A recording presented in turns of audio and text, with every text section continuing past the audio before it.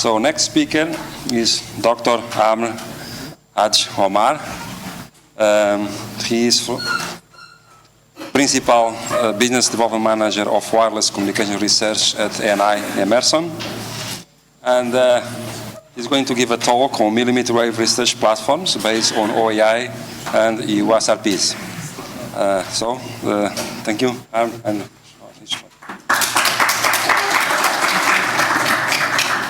Greetings.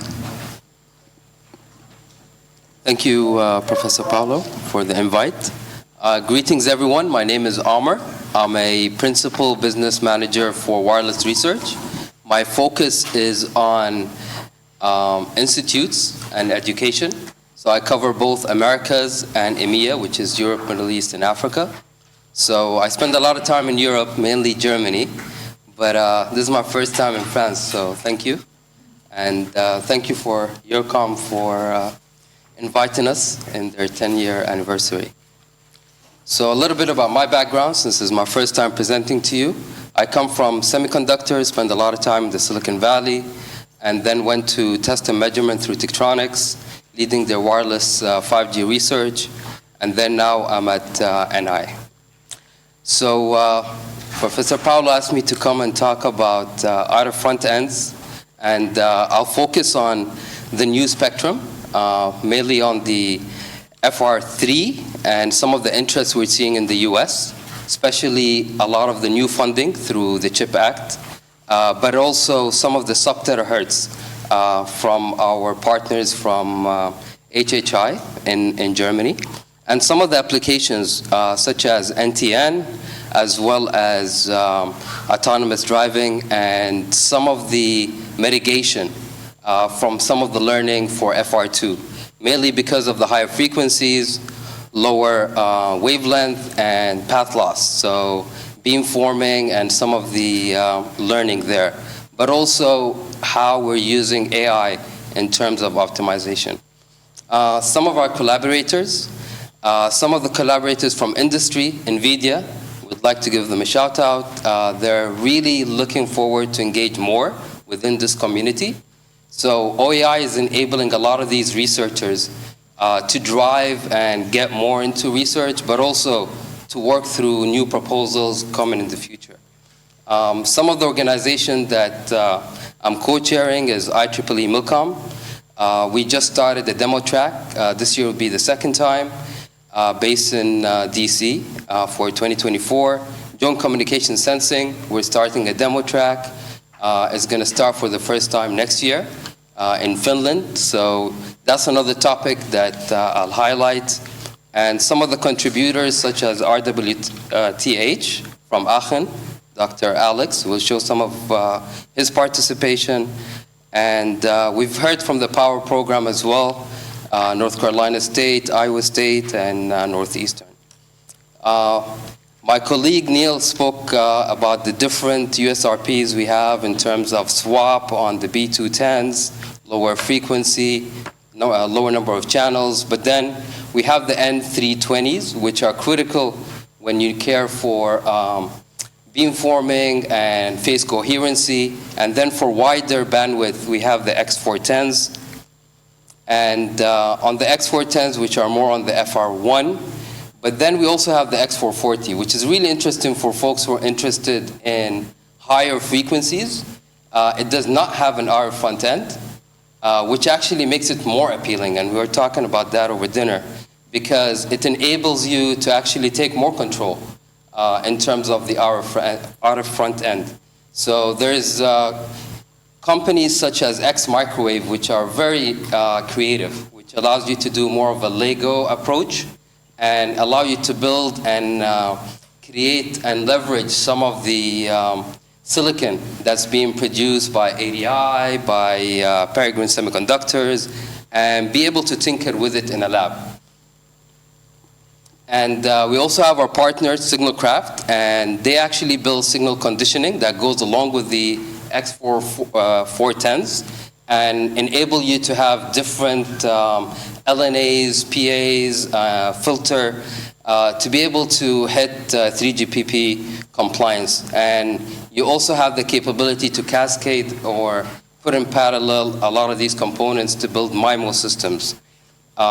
You could cover ranges at FR2 as well as FR3.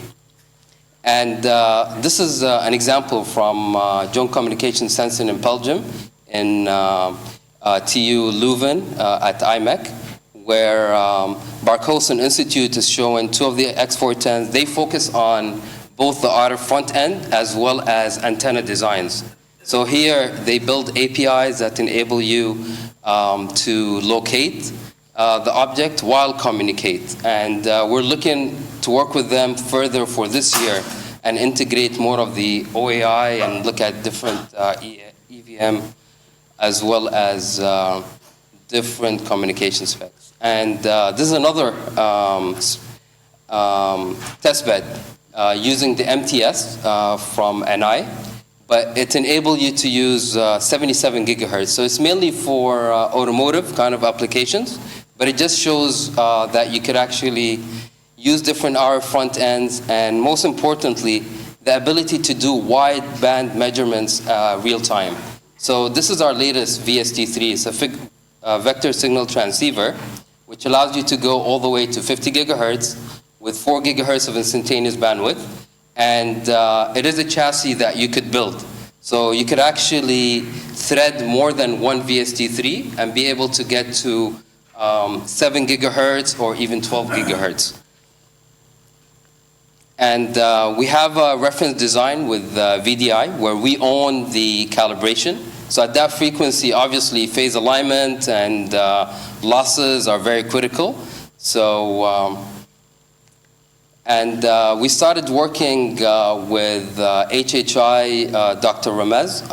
They developed their own chips for a MIMO beamformer for 8 channels, covering 150 to 170 gigahertz with 20 gigahertz of instantaneous bandwidth. So the traditional test and measurement equipment is not able to capture their data real time. So for them to have a interactive demo, they had to kind of move away from capturing and do post-processing because of latency, and they adopted this VST3 system. They showed this at 6G Dresden, and Matthias will show a video of the radar Doppler. And they'll be at Brooklyn 6G Summit if anyone is going to be there to observe that. So Neil talked a little bit yesterday about the reference design for FR1. And we started working with NVIDIA in order to incorporate their GPUs to accelerate and do parallel computing and be able to get to lower latencies and hit 3GPP standards. And our colleague Abdu, unfortunately, is not here to present his work, but he built this setup, leveraging the X410 at the G node B, the X410 at the UE, and in between, leveraging this VST3 system as a channel emulator.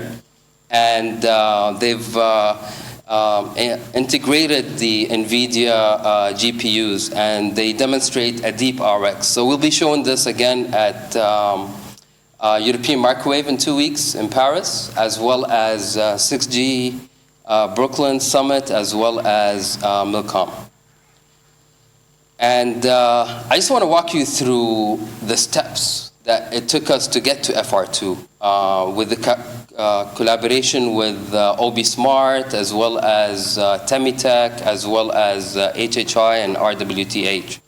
So we started by leveraging the reference design for FR1, used the FR2 heads to send 5G FR1 waveforms and test the testbed. Once we did that, we started integrating the OAI stack through OAI box from OB Smart, and they own the process or putting all the parties together using the X410, the Temitech. And then once we get to maturity, that's when we tested the integration along with Matthias. And then with that success, now we have more adoption through Dr. Alex, who is working through his dissertation on this, using a different outer front end. So what I'm encouraging and planting the seed here is we should start thinking about FR3. And with the FR3, this is the outer front end from Pi Radio, based startup based from NYU. Dr. Marco here, professor from University of Milan. And we've seen a lot of funding through the US, where a lot of our partners started working on FR3. And what I'm encouraging here again is, let's start looking at FR3, look at the lower bands, use the FR1 waveforms, let's look at the higher bands in FR3 and use the FR2 bands. And that will enable us to start interacting with the 3GPP community early on. And with that, I encourage you to see our demo on the RU, where we're emulating it on the X410. It's an early beta, but we'd love to engage with the community. And with that, I want to say thank you, give thanks. Thank you very much.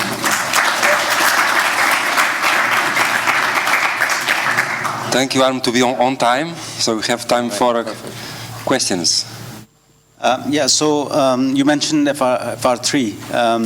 Where do we stand with that in terms of being able to bring it to the same level as we have with FR2 today, demo-wise and gear-wise? Yeah, so as I mentioned, there's a few players such as Pi Radio who already have hardware that could show us how to get there. Even Temitech, they also have the up-down converters. From a community, both from the US side and Europe side, for the past 2 years, I think we're finally coming to a convergence where everyone is very clear that this is 6G between 7 to 24. There is certain question about spectrum sharing, carrier aggregation, and that's where joint communication sensing is important to start mitigating the spectrum and yeah. If I can, I think the big difference is for FR2, we have the 3GPP standardization done, so we know what we need to implement in OAI. In FR3, there is no standardization yet, but there's also an opportunity to have a research platform to trigger the testing that are needed for standardization. So we can actually feed standardization based on our measurements on our platforms. That's 100% accurate. There is a lot of research challenges, as you mentioned, on coexistence between systems, interference, and I think we at Albi Smart are interested to go together on this adventure. Thank you, Arm, for your interesting talk.